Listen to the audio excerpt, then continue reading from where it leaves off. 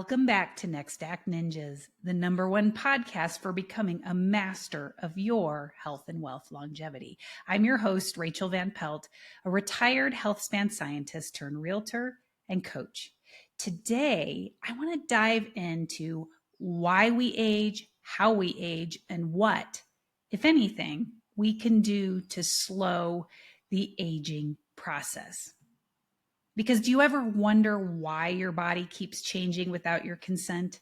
And why the heck can't scientists find the fountain of youth already? It's frustrating, isn't it? As a scientist myself who studied the biology of aging for more than 25 years, I get a lot of questions about why it's so hard to solve the problem of rapid aging. So buckle up, because today we're about to explore the science behind aging and what we can do to slow declines, delay disease, and add life to our years. First, let's talk about why we age. Scientists have come up with several theories of aging over the years. These theories are each a piece of a puzzle that explain a part of why we age. Let's break a few of the most widely accepted theories down today. The first is evolutionary senescence theory. It's one of the more widely accepted theories. This theory suggests that natural selection doesn't influence traits that appear late in life. It only impacts those genetic traits that help us survive and to reproduce while we're young. And this allows harmful genes that promote aging to be passed on to our kids and accumulate over many generations. It's as if your body is a car that's designed to be driven only during your reproductive years, but after that it becomes undrivable. Now, the second theory of aging is the DNA damage theory or the mitochondrial damage theory. Over time, our DNA accumulates damage, and this leads to cellular deterioration and malfunction. Likewise, damage to mitochondrial DNA leads to cellular decay. You can think of DNA as the instruction manual for your cells. If pages in that manual get torn or smudged, the instructions become unclear, and that leads to errors. And because mitochondria are the powerhouse of your cells, when their DNA gets damaged, it's like a power plant losing its efficiency and starts to cause energy shortages. Now, the third theory of aging I want to talk about is the free radical theory. If you can remember from high school chemistry, free radicals are those highly reactive molecules or atoms that have one or more unpaired electrons in their outer shell. And because of those unpaired electrons, they're highly unstable and they are reactive. Because of that reactivity, they cause a lot of damage to cells, proteins, DNA, and all of that contributes to the aging process. Some free radicals are just natural byproducts of physiologic processes, like your immune response, while others come from environmental pollutants and environmental toxins that put undue stress on your body. You can think of those free radicals as just these tiny little unstable bullies that damage anything they bump into, and it wreaks havoc on your cells over time. The fourth theory of aging I want to talk about is the cellular clock theory. This one is also very popular today. You've probably heard of telomeres. Telomeres are the end caps on your chromosomes, and they shorten every time a cell divides. Because cells have a limited number of divisions, those telomeres act as a biological clock that determines cellular aging and lifespan. And when telomeres reach a critically short length, they signal the cell to stop dividing. They enter senescence or cell death. And that effectively marks the end of the cell's lifespan. This is why telomere length is commonly used as a biomarker of aging. You can think of telomeres as like the plastic tips on your shoelaces. As they wear down, the shoelaces, really our cells in this example, they start to fray and malfunction. Now, there are more theories of aging, like the wear and tear theory, the rate of living theory. For the sake of time, I'm not going to cover all of those today, but the bottom line is simply that we have cells that are mutating, we have genes becoming damaged, we have harmful things accumulating, and just general wear and tear. All of that adds up to general mayhem in your body. Now, it's important to realize that no single one of these theories fully explains the aging process, and many of these theories, they interact in complex ways. Ongoing research continues to refine these theories of aging, and computational advances in AI will eventually allow us to fully unravel the complexity.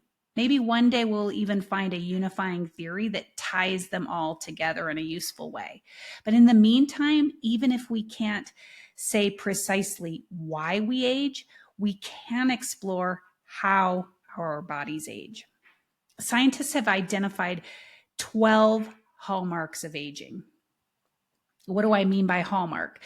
What I mean by that is there are biological processes that characterize aging across a variety of organisms, anything from yeast to flies to worms to rodents to primates, the full gamut. Why 12? Well, originally it was 9, and the list just keeps growing. There's lots of overlap, but let's just say in science, there are fewer people who are lumpers than there are splitters. Scientists tend towards reductionism.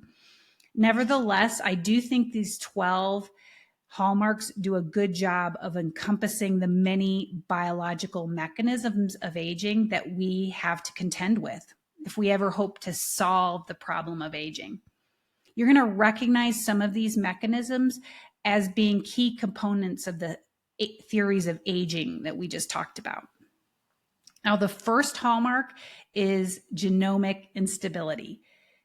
DNA damage accumulates over the years, and this leads to errors in cell function across the board. The second hallmark is telomere attrition, what we just talked about. Those telomeres, they continue to shorten, making cells more prone to malfunction. The third hallmark is epigenetic alterations. We start to see changes in how our genes are expressed. That is, which ones are turned on and which ones are turned off. And this affects how we age. Even without any kind of changes in our DNA sequence itself, it's whether those genes are turned on and off. The fourth hallmark is loss of proteostasis. We generally see declines in protein function and maintenance. Proteins misfold, they clump together, and that can lead to cellular dysfunction. Fifth hallmark is deregulated nutrient sensing. Over time, our cells lose the ability to properly sense nutrients, to gauge and respond to nutrients like glucose and insulin, that sort of thing. And that can lead to misinformation. For example, cells start thinking they're starving amidst an abundance of sugar in the blood. We see that with diabetes, right? Another hallmark of aging is mitochondrial dysfunction. Mitochondria, as we said before, are those powerhouses of the cell. When they start to fail, they become less efficient producing energy. And this leads to all sorts of downstream problems in energy metabolism. Seventh hallmark of aging is cellular senescence. Senescent cells are old. They're dead cells. They accumulate and they clog up our cellular machinery. They're like zombies that are hard to get rid of. Eighth hallmark of aging is stem cell exhaustion. Stem cells are highly valuable because they can become whatever cell that the body needs them to be. This is particularly important for regenerating tissue after injuries. So when we begin to lose those stem cells, our body's ability to repair and renew goes down with time, it diminishes. Another hallmark of aging is altered intercellular communication. Over time, our cells stop talking to each other. They stop signaling to each other, and that leads to all sorts of miscommunication, kind of like some old married couples, right? The 10th hallmark of aging is chronic inflammation. A short, rapid inflammatory response is important for a healthy immune function, for cellular repair. But when low-grade inflammation persists over time, it's like a slow burning fire that causes lots of tissue damage over time. And that becomes a problem. And the 11th hallmark of aging is disabled macroautophagy. Autophagy is the cell's self-cleaning process. When this process becomes impaired and cells can't clean up their mess, it leads to accumulation of more damage over time. Starting to see a theme, don't you? The 12th hallmark of aging is dysbiosis. Your gut microbiome is made up of trillions of bacteria, some of them good, some of them not so good. And they impact everything in your body, from your immune function to your brain function to nutrient sensing to epigenetics. When your microbiome is chronically out of balance, this negatively impacts your overall health and it accelerates many aging processes.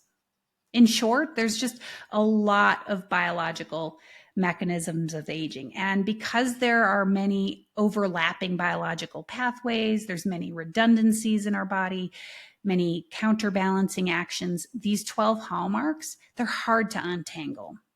The overlap and the synergies are why our miraculous bodies work as well as they do. But it also gives you a bit of an idea of why solving for aging is not so easy. Why we age and how we age is incredibly complex. Now, the good news is you don't need to solve the problem of aging.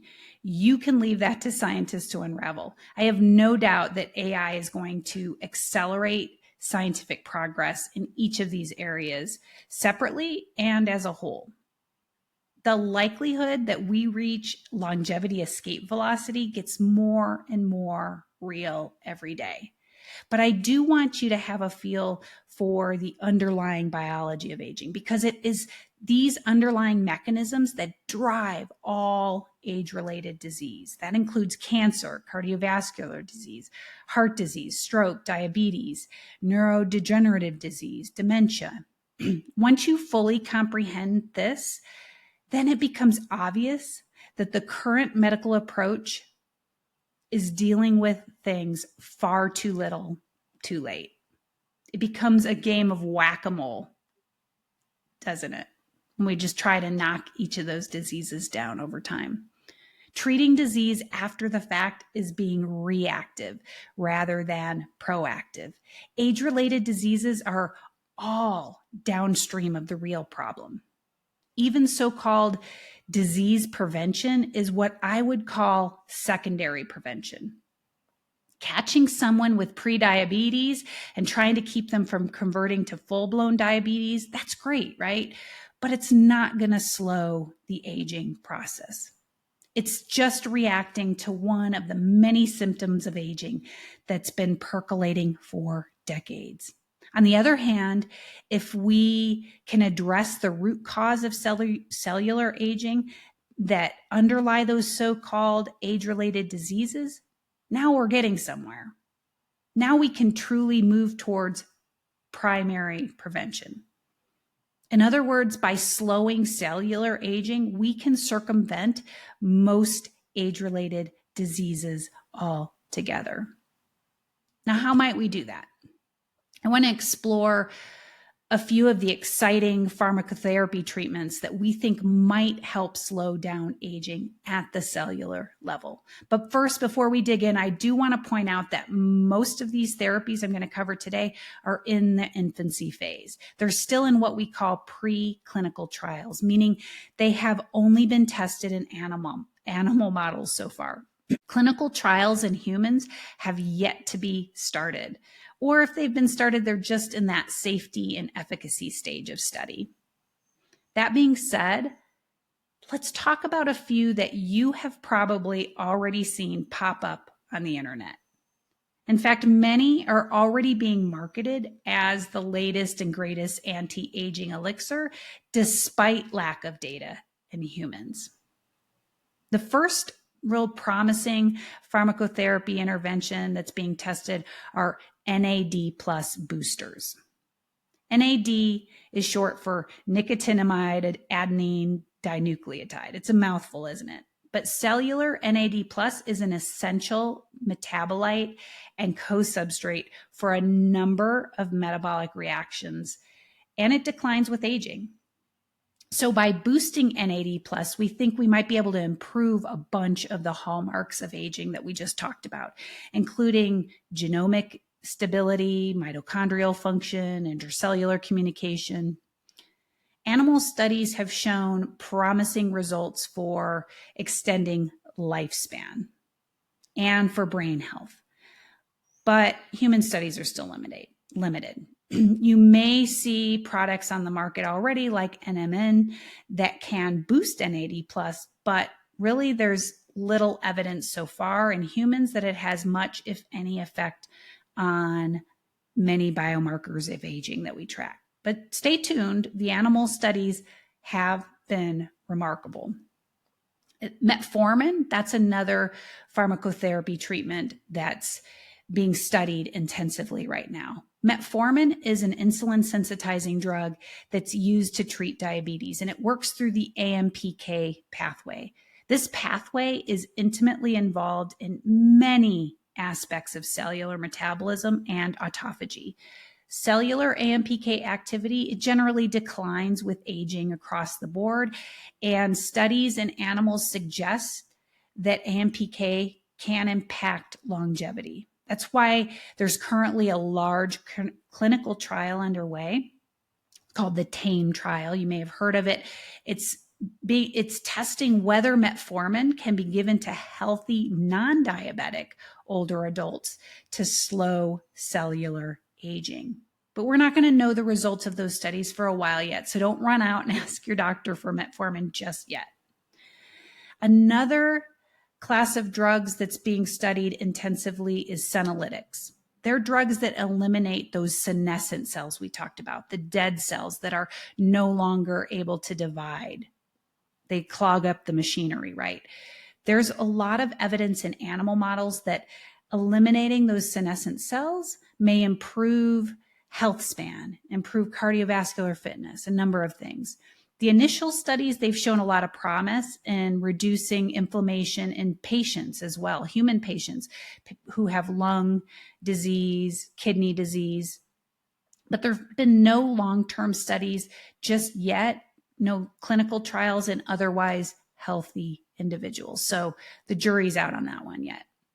Rapamycin is another drug that's being studied intensively. Rapamycin is an mTOR inhibitor that's been shown promise in delaying aging in animal models.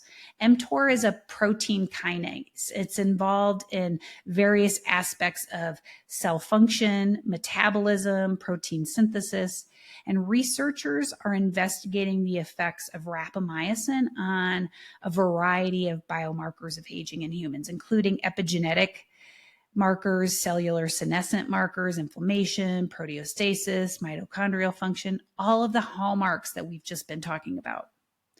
So you can imagine, given the benefits of each of these anti-aging therapies by themselves, it's probably not surprising that now studies are even exploring whether we can combine the effects of these things, do combination therapies, because of the potential synergistic effect of these interventions. For example, there's studies that are combining rapamycin with metformin and or NAD plus supplementation.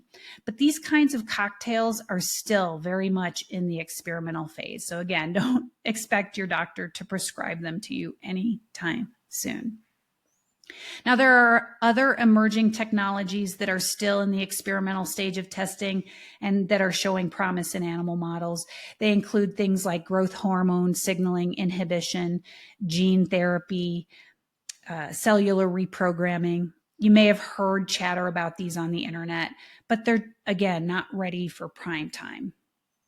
In a nutshell, there are lots of promising drugs, therapies that are at various stages of research and development, but most of them are far from being ready for safe daily use in humans. But I don't want you to wait until we find the perfect anti-aging drug anyway, because lifestyle interventions such as exercise, nutrition, sleep, they improve the vast majority of the 12 hallmarks of aging we just covered. It's highly unlikely we're going to find a drug that hits all 12 hallmarks. And if anything, it's probably going to be a cocktail of things in combination with lifestyle that's going to be most effective. So you may as well tackle lifestyle now. And one of the lifestyle things that I'd like to tackle first is caloric restriction. That's been studied the most over the years. In fact, we've known for more than 70 years that caloric restriction increases lifespan in many organisms, yeasts, flies, rodents, you name it. When you feed organisms and animals 20 to 30% less food throughout their life, they simply live longer. Caloric restriction has a dramatic impact on nearly all of the hallmarks of aging that we just talked about through a variety of molecular mechanisms. Does it work in humans? We don't know, because we can't exactly take someone when they're young and make them eat 20 to 30% less food their entire lifetime, can we? So it's hard to replicate the animal studies. In fact, I was one of a handful of scientists who tried to come up with a solution for this. We try to figure out a good way to study caloric restriction in humans short term. Unfortunately, the best we could do was essentially just a prolonged weight loss intervention, something we already knew would improve many biomarkers of aging. So we don't really know if lifelong caloric restriction would extend human lifespan. But what we do know is that many centenarians living in blue zones naturally have a lifelong practice of eating less. For example, Okinawans. Okinawa's a hot spot in the world for centenarians, for people who live to 100 and beyond, right? For Okinawans, they have a practice of stopping eating when they're about 70 to 80% full. It's called Hari Hachibu. Sure, I butchered that, but we think this natural practice of caloric restriction is likely one of the reasons they live so long. But even if you haven't restricted your calories your whole life, the science does suggest that there's probably a benefit to starting late in life, because we do see many of those hallmarks of aging improved when you cut back on your calorie intake. So if you want to slow your own biological aging, you might consider caloric restriction. But I want you to be aware that maintaining muscle mass is critical to your health span and your long-term mobility, something that most of those animal studies don't consider, right? And unfortunately, caloric restriction can accelerate muscle loss if you aren't actively working to preserve it. That's where exercise comes in. Exercise is the other important lifestyle factor that's been studied extensively when it comes to lifespan and health span. Interestingly, when you compare exercise with caloric restriction, lifelong exercise doesn't seem to have the same impact on lifespan, in animal models at least. But we do know that regular physical activity does improve most of the hallmarks of aging, and through a wide variety of molecular pathways, again, like caloric restriction. It also helps to preserve muscle mass, and it prevents or slows the progression of nearly all age-related diseases. So while it may not increase the number of years you live, we have lots of data in humans that it improves the quality of your years. So you're improving health span more than you're improving lifespan with exercise. Sleep quality, that's the other aspect of lifestyle that we want to talk about. It's newer to the study of longevity. Deep sleep, also known as slow wave sleep, it's crucial for cellular repair and regeneration. And enhancing deep sleep can potentially improve things like genomic stability, proteostasis, mitochondrial function. Better sleep also improves circadian rhythms and hormones that are known to impact pathways related to nutrient sensing and intracellular communication. In fact, a recent large study in about 172,000 men and women found that those who adhered to healthy sleep habits were significantly less likely to die prematurely from various causes like cancer or cardiovascular disease. And they had increased life expectancy of about 2 to 5 years. That's pretty remarkable. And I think we're going to see more data emerge in the coming years about the importance of high quality sleep for longevity.